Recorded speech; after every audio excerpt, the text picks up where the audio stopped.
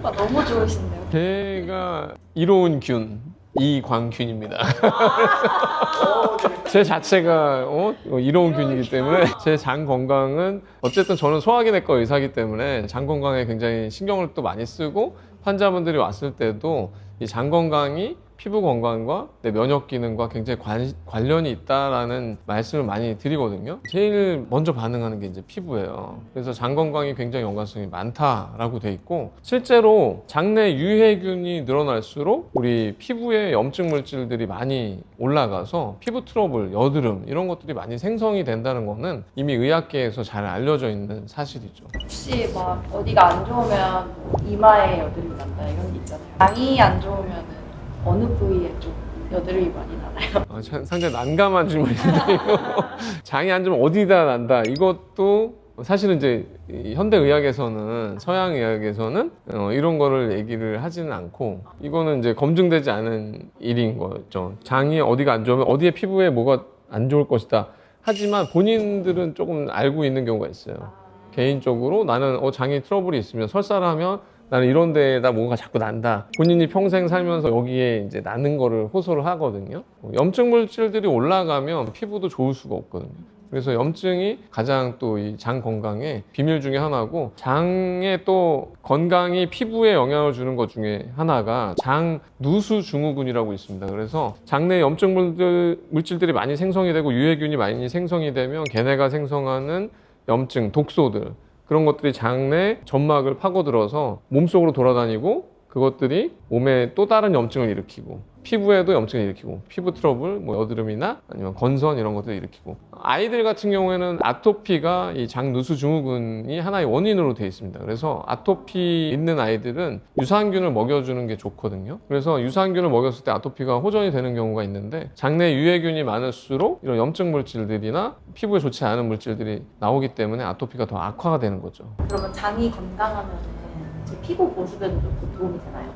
장내 유익균의 환경이 우리의 피부의 재생을 도와주는 세라마이드를 재생시켜주는, 또 생산하는 그런 역할을 하는 성분들이 있습니다. 그래서 장내 환경이 좋을수록 피부 보습에 굉장히 도움이 된다 하는 거고, 장내 유익균들을 만드는 이 짧은 사슬 지방산들이 바로 이 피부의 건강을 좋게 해주는 거죠.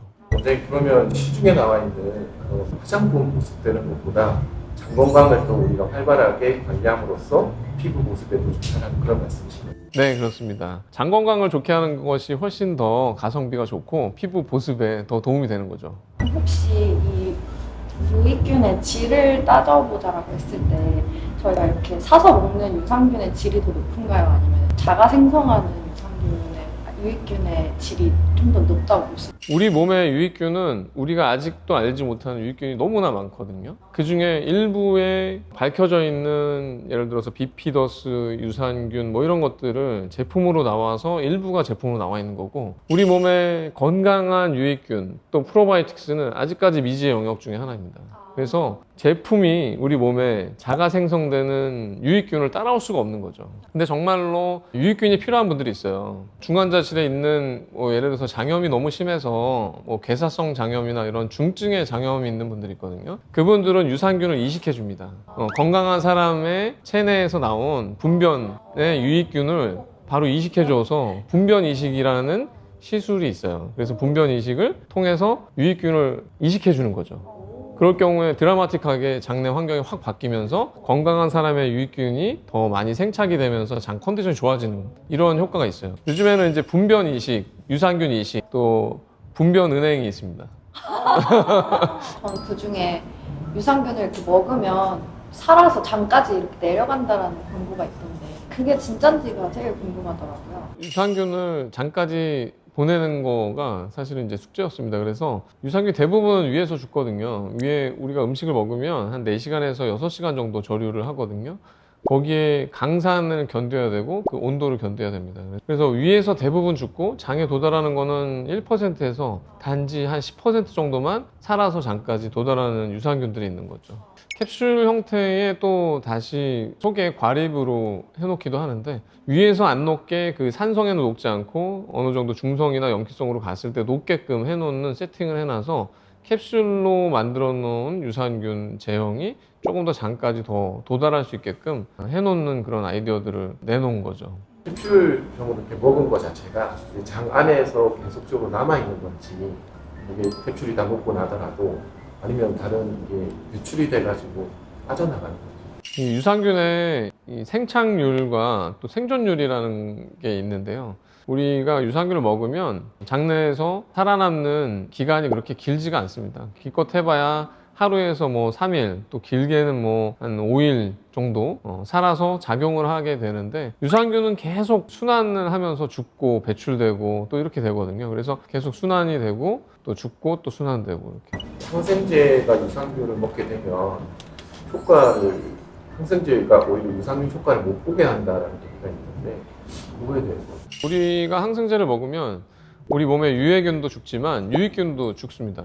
왜냐면 항생제잖아요. 세균을 죽이는 유해균, 유산균 다 항생제에 취약하거든요. 그래서 유익균도 다 같이 죽고 설사가 많이 나오는 경우가 있습니다. 그래서 항생제를 드시고서 여지없이 설사를 자주 하시는 분들이라면 유산균이나 유익균을 같이 챙겨서 드시는 게 조금 이 항생제 이후에 설사를 예방하는 데 도움이 되죠. 저희가 병문안 갈 때 음료수 같은 거 들고 가는데, 그때 혹시 그럼 이런 유산균 들어간 걸 들고 가도 될까요? 요런 제형의 유산균은 그렇게 많은 유산균의 기능을 하는 거는 아니어서 부담 없이 들고 가도 되는데요. 이건 뭐 약간 극단적인 경우지만 완전히 면역력이 떨어진 분들이 유익균, 유산균을 드셔서 탈이 나는 경우가 있습니다. 그래서 그때는 무조건 유산균 좋아하고서 병문안 갈 때 다 유산균 드리면 안 되고요. 그냥 가벼운 정도의, 저 정도의 유산균은 드셔도 되는데, 케이스 바이 케이스인 것 같은데 유익균이 다 병문안 갈 때 다 좋은 건 아니죠. 근데 가벼운 병이면 주변에 친구분들이 맹장 수술하거나 뭐 개실염으로 입원했다가 퇴원했다든지 이런 장 트러블에 의한 장염이 되게 심하게 걸렸다가 입원했다 퇴원했다든지 뭐 이런 경우는 유산균 드셔도 크게 상관없으니까 부담 없이 선물해 줘도 됩니다.